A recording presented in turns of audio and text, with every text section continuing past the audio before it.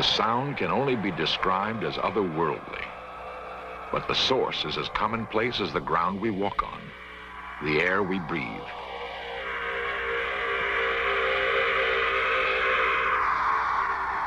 The sound comes from plants through sensitive electronic devices which translate fluctuations of energy. Some call it a voice. Whatever it is, it raises the astonishing possibility that plants can communicate.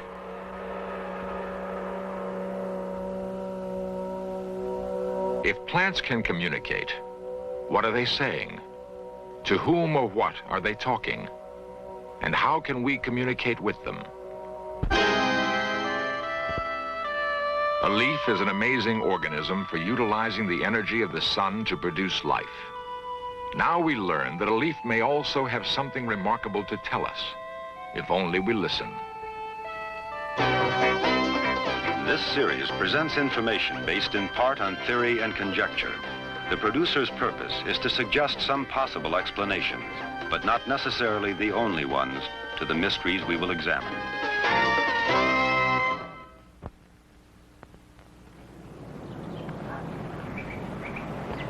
You'll see that plants can tell you different stories about themselves as you feel them. That's right, they do talk. Learn how to talk to them. Okay, everybody, let's have some fun now. You take your hand and just put it above the plant and just do this slowly. Do plants feel? Children often have an easier time grasping a new concept. They tend to be less skeptical, more accepting of phenomena outside the normal range of human experience. It's an energy that the plant is sending back to you. As you have a heart. Marcel Vogel believes that plants do have feelings, feelings that man can share.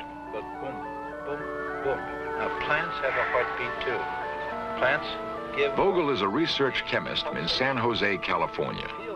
He has devoted years to studying plant behavior with sophisticated machines and with what he calls his mind's inner eye. The green thumbs among us have always known there was more to growing things than the right alchemy of soil, water, and sunshine. They seem to have some special communion with plants, an ability to make them thrive. The so-called brown thumbs don't seem to be able to do that. Yet they sometimes laugh when the green thumbs talk lovingly to their plants. Now we have a startling new concept that these simple life forms have been listening, and are listening still. No room decor is considered complete these days unless it includes something green and living. It may just be a fad, or the urban dweller's minor rebellion at too much steel and concrete. Or the roots may be deeper, touching something forgotten in many of us. Whatever it is, plants are big business, and trained minds are beginning to pay attention to a mysterious new aspect of the green world around us. The Denver Botanical Garden provides a unique environment for plants. Music played a major role in an experiment with green life, which startled the scientific community. The experiment led to the astonishing conclusion that plants have perceptions not unlike human senses, and that they respond dramatically to certain sounds. Dorothy Retallack's passion is music. After raising her family, she returned to college to complete her degree in that subject. She also studied biology, and a sympathetic teacher allowed her to combine her two interests in one project. Mrs. Retallack had always felt an affinity for plants. They were as much a part of her world as music. Mrs. Retallack theorized that in subtle ways, plants might share her sensitivity to sound. Harsh music had always bothered Mrs. Retallack. Could it be that plants also preferred one sound to another?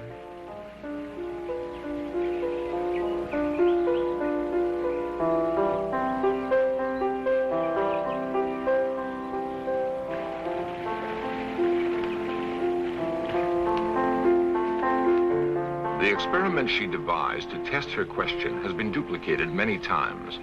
almost always with the same remarkable results. I always used 75 plants in every experiment. There were some vegetable plants, some flowering plants. I used green beans, squash. For the filming, used our Colorado carnations, petunias, marigolds. I used a great many different kinds of plants, so it is not just by chance that these things are happening.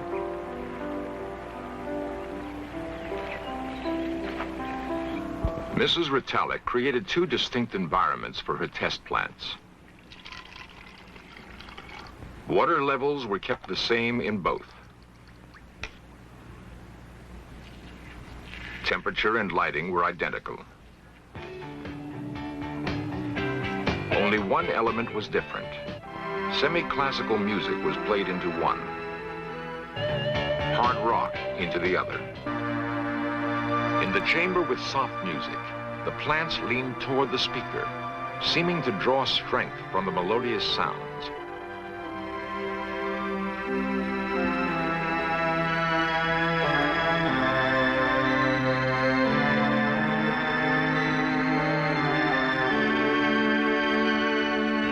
Chamber with rock music, the plants shrank away and eventually died. Time-lapse photography represents the reactions of the plants over several days. The results are unmistakable. Test conditions could only mean that it was the quality of the music, not the volume, that determined the reaction of the plants. The plants, it seems to me, are trying to tell us something. If plants hear, how do they hear? Certainly there's nothing in the plant world like the human ear and mind, but perhaps there's something else. A way of hearing that doesn't involve receiving and interpreting sound waves. What we call a sound wave is merely one form of energy, but scientists know that energy takes many forms. Kendall Johnson is a specialist in Kirlian photography, a technique for making the invisible visible. Kirlian photography is the popular name for maybe what is better known as electrical photography. Think about putting a leaf on a piece of film, lay the film on the dresser, the table in your house, and sneak up on the little leaf and spark it. And when you develop the film in the normal way, what results is an image on the film that looks very much like the leaf.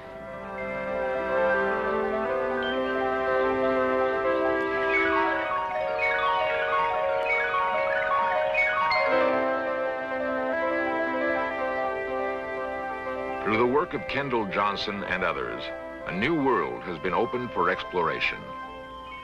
Perhaps the aura captured photographically is the force others say they have felt with their hands, recognized in their mind's eye.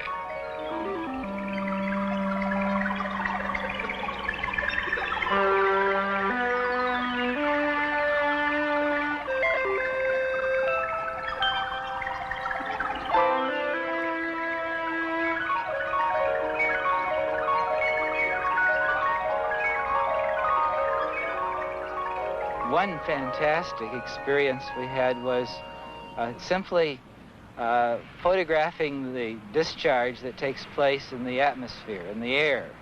Air is very necessary for these images. If there's no air, if there's no atmosphere, there's no image. We simply exposed the film to this discharge, and the result was a patterning that was incredible. It looked very much like a scene on the desert in the winter, a Zen garden, the way trees grow, and the impact of that image still is very vivid in my mind. And I wonder, is this saying something about the way patterns of energy perhaps predefine the way physically things develop? Kirlian photography not only creates these beautiful designs of energy, but it becomes very interesting when people interact with objects when these images are made. And one example of that would be what we call a green thumb series of experiments. We would pluck a leaf from a plant and make a picture, and then we'd scratch it, and then we'd make another image on film.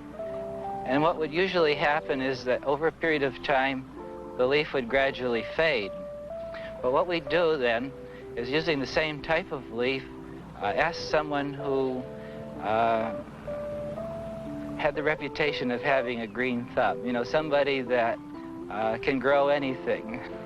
We asked them to hold their hand above the mutilated leaf. And with many of these people, rather than the leaf becoming dimmer, it actually became more brilliant.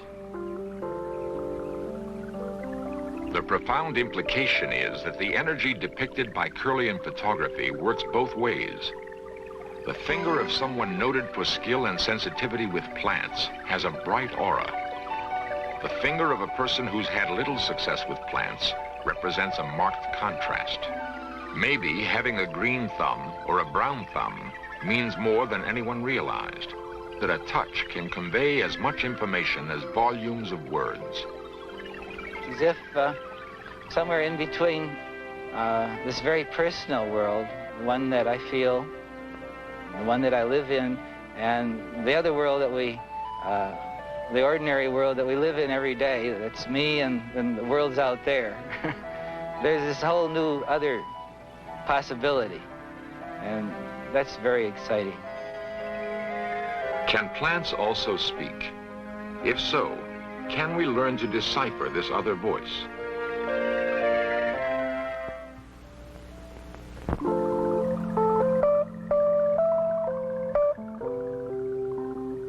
For the lover of things that grow, the ultimate would be to learn that plants have a language that can be learned.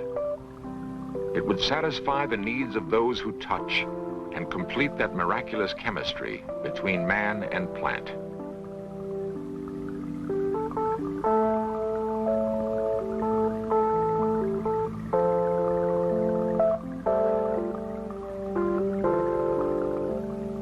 Aristotle and Plutarch thought that trees had perceptions, that they were capable of passion and reason. Modern thinkers believe they may not have been far off.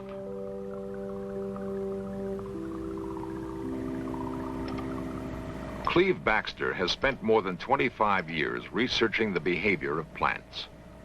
Right now we're going to use a pair of electrodes that are regularly used on people, but now are mounted between this C-clamp. Baxter is a polygraph expert and has conducted lie detector tests for the Army and the CIA.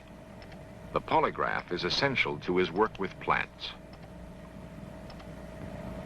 This is a conventional piece of polygraph equipment of which we're using only 1/3, the galvanic skin response section. Now I'm going to activate the chart drive on the equipment and turn up the sensitivity and balance in the plant between these electrodes. Now, the tracing we're getting now represents the plant.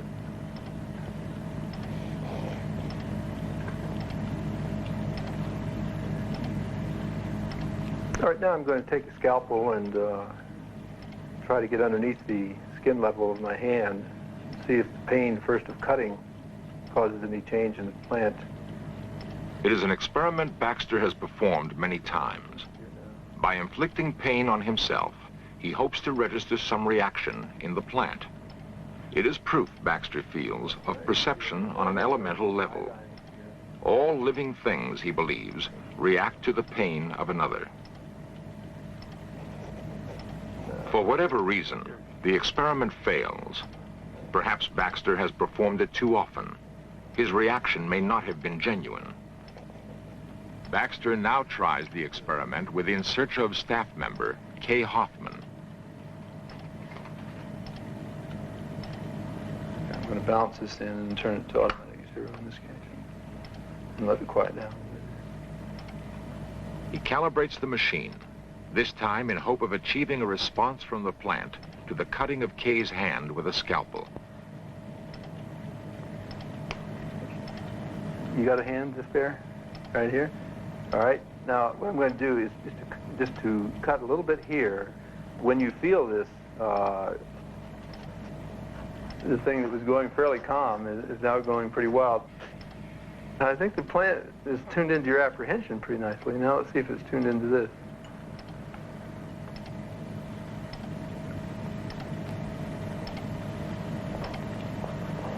Now, I'm going to put some iodine in there.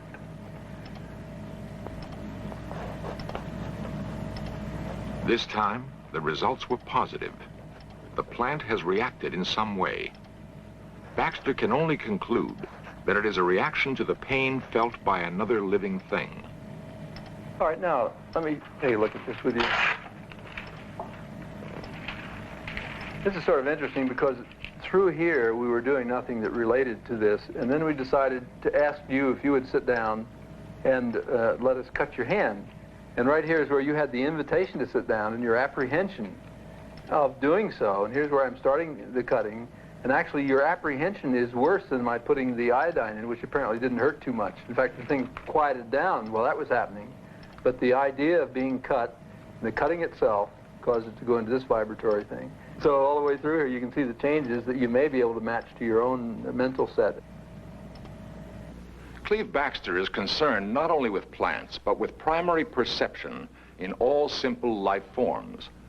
Bacteria is the simplest plant life, and Baxter believes the bacteria in yogurt also yields evidence of what scientists call primary perception. All right, now I'm going to take some yogurt into this syringe, wipe the excess yogurt off, and fill the test tube with the yogurt, which contains two kinds of bacteria used in dairy products.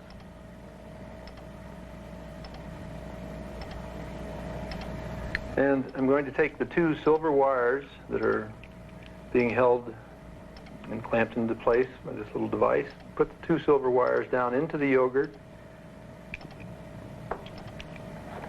and place them in a steady position with this little clamp. Baxter sees no difference between wiring the finger of a person to his lie detector machine and wiring a beaker of yogurt. The yogurt is alive too. Little alligator clips. But does the simple life form at work in the yogurt have feelings? And these leads go to the biological preamplifier up here, and from there into the final amplification that drives the pen motors. How wide is the gulf between man and plant, if there is a gulf at all? Now we're getting a tracing from the bacteria in the yogurt. Now we're going to see what will happen when I take a capsule of antibiotic material and sprinkle it into the yogurt and stir it in. And as I stir it up, we'll see if it has an effect. Baxter has killed the bacteria growing in the yogurt. I would say that's not enough. There is no reaction from the other sample. He begins again with a fresh beaker and a different experiment. All right, now I'm going to take some milk, and on the count of 5, pour the milk into the yogurt that I have in this beaker. Stir it up, and usually it takes maybe 15 or 20 seconds for the bacteria to find the nutrient. See what happens.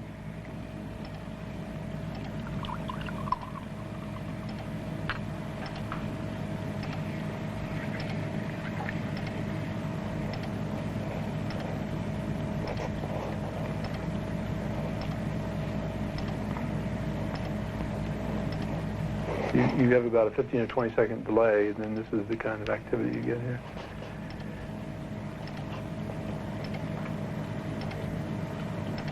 Well, what I suspect is going on is that this yogurt is being fed the nutrient, and the other yogurt is trying to find its own nutrient. It's not making out.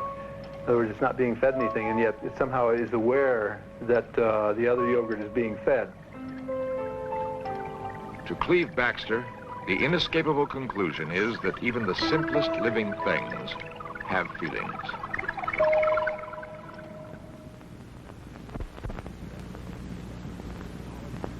If you've ever awakened in the night with the knowledge that something has happened to someone you love and found out you were right, you might have wondered who or what was the messenger.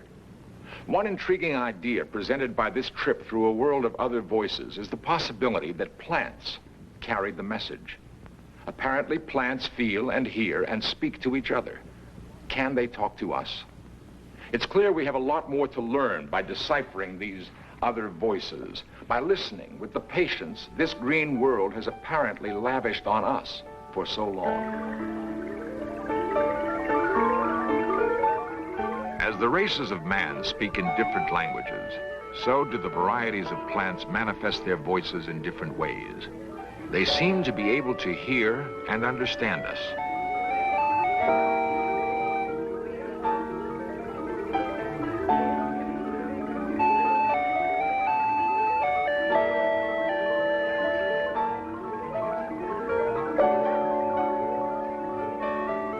For the time being, however, we must listen to them through our machines.